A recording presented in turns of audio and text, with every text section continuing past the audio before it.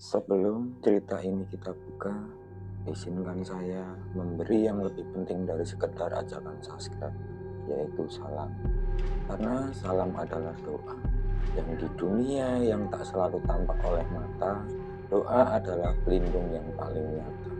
Maka saya ucapkan, Assalamualaikum warahmatullahi wabarakatuh. Untuk kamu yang sedang menyimak di tempat dan waktu yang mungkin sunyi, kalau kamu mendengar ini, jangan diam.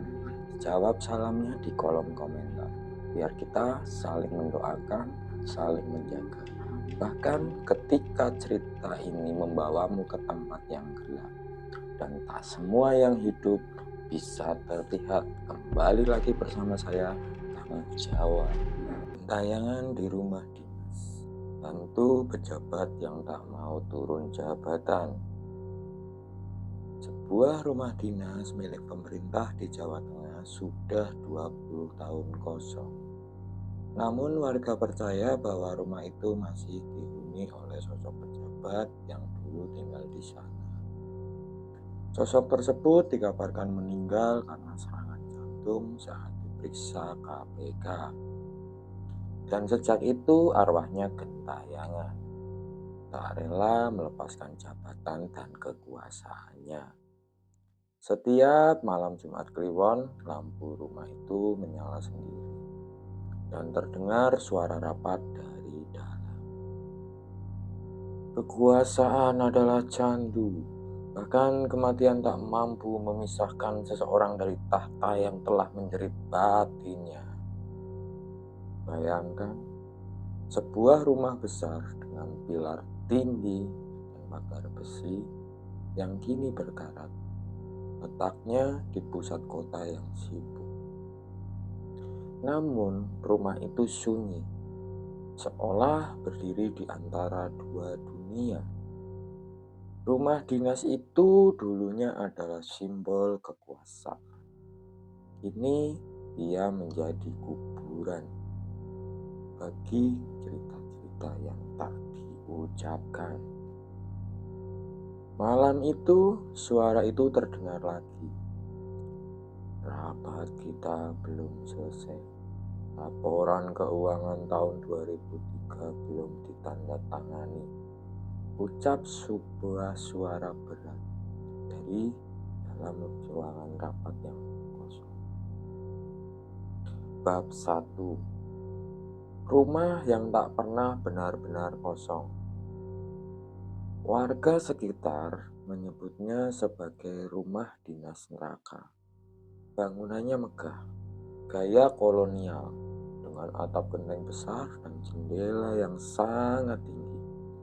Tapi tak ada yang mau tinggal di situ. Bukan karena rayap atau bangunan tua, tapi karena penghuni lama yang konon tidak pernah pergi.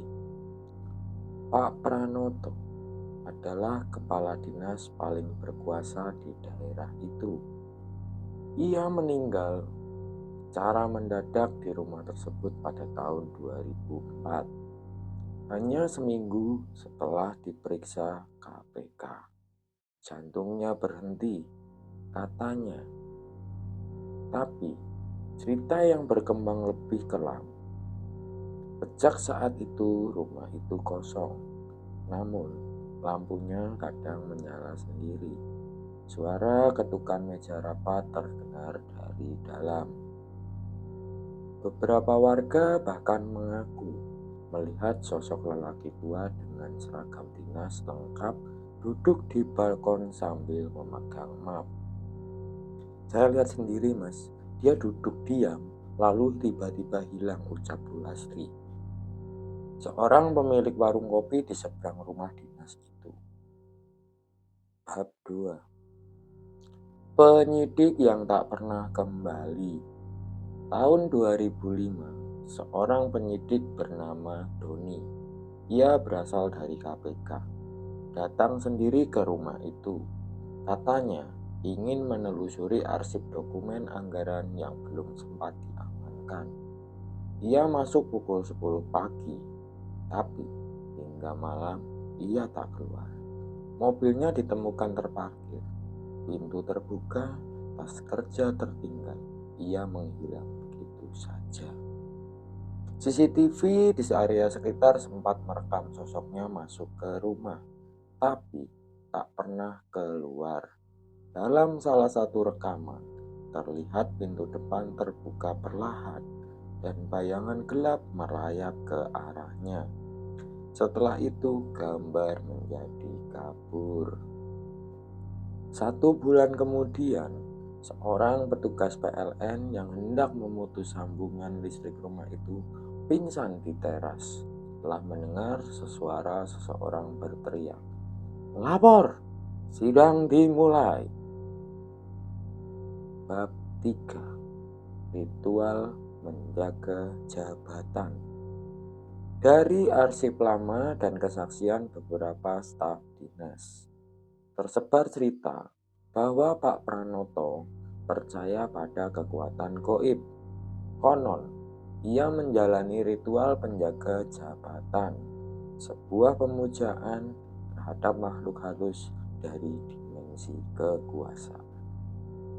Ritual itu menuntut 3 tumbal, bawahannya sendiri.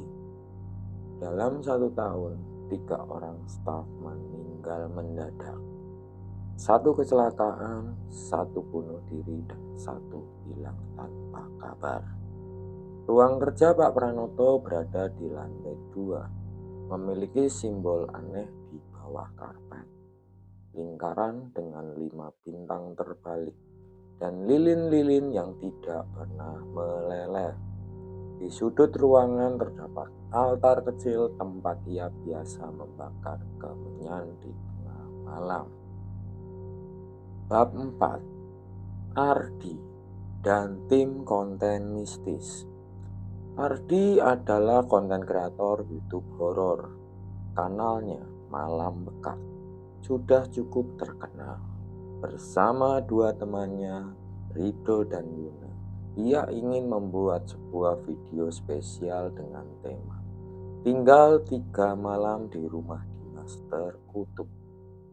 Hari pertama, mereka menjelajah rumah, menemukan foto keluarga Pak Pranoto, meja rapat yang masih utuh, dan buku catatan keuangan yang halaman akhirnya terbakar. Hari kedua, malamnya lampu menyala sendiri. Kamera merekam suara ketukan.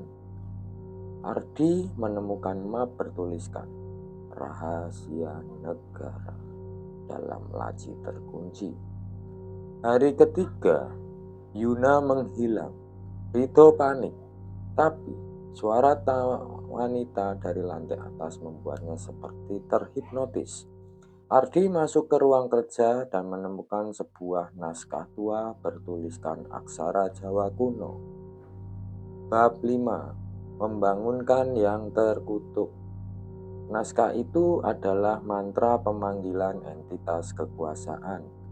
Ardi membacanya dengan suara pelan, iseng. Namun, sejak saat itu semuanya berubah. Malam keempat, suara-suara muncul serentak. Rapat dimulai. Ada ketukan palu, dering suara Pak Pranoto. Sesuai peraturan, yang melanggar sumpah jabatan akan dibersihkan. Rito berjalan sendiri masuk ke ruang rapat dan tak pernah keluar. Ardi kini hanya sendiri. Kamera live streamnya menampilkan bayangan sosok berseragam dinas berdiri di belakangnya. Bab 6. Rumah yang melahirkan pejabat mati. Dalam dokumen yang sempat Ardi baca, tertulis bahwa rumah itu dulunya markas interogasi tahun 1965. Banyak aktivis dan tahanan disiksa di ruang bawah. Mereka dibungkam oleh sistem. Pak Pranoto disebut-sebut sebagai keturunan langsung pejabat militer di masa lalu. Ritualnya bukan sekedar mempertahankan jabatan, tapi membuka pintu ke alam kekuasaan abadi.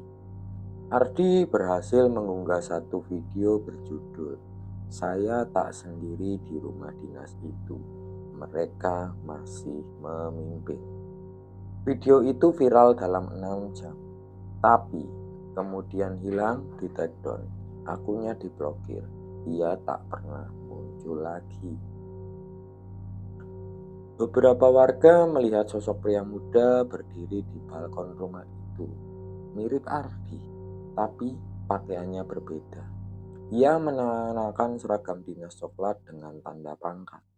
Seorang warga yang iseng mengetuk pagar, mendengar suara dari dalam. Rapat dimulai, kumpulkan anggaran, kita bangun ulang kekuasaan. Berikut cerita yang bisa kita sampaikan, kekuasaan adalah amanah, tidak bisa dipaksakan. Dan begitu kekuasaan kamu dapatkan, genggamlah amanah itu dengan sebaik-baiknya. Bersama saya Kang Jafar, bantu terus channel ini untuk berkembang dengan cara like, share, dan subscribe. Akhiri, Assalamualaikum warahmatullahi wabarakatuh.